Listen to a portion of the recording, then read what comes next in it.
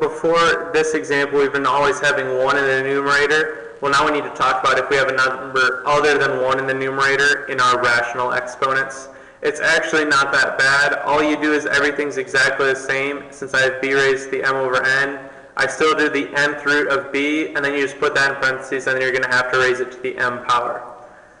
Alright, so it's not, you could also write it as the nth root of b raised to the m power. Okay, it's sometimes easier to do it this first way because you don't end up working with huge numbers. Personal preference though, either of these two methods to write it is exactly fine. So 8 raised to the 2/3, okay? The number in your numerator is the number you're raising it to. The number in your denominator is the one you're taking that root of.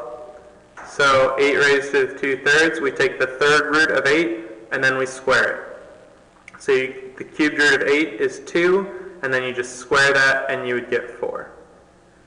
So numerator is the one you're raising it to that power. Denominator, you're taking it to that root. So if we look, we've got 64 raised to the 2/3. Numerator is the one I'm raising it to. Denominator, I'm going to that root. So I know I'm going to the cubed root of 64. And once I find that cubed root of 64, I will have to square it. First thing I do is find the cubed root of 64. The cubed root of 64 is 4. And then I'm going to square it. 4 squared just gives me 16. Here in part B, I've got 36 raised to the 3 over 2. 2 is in the denominator, so I know I'm taking the square root of 36. And you do not have to ever write this 2 here for square root. If there's not a number there, we assume it's the square root, which is the second root. And then I'm going to raise that to the third power.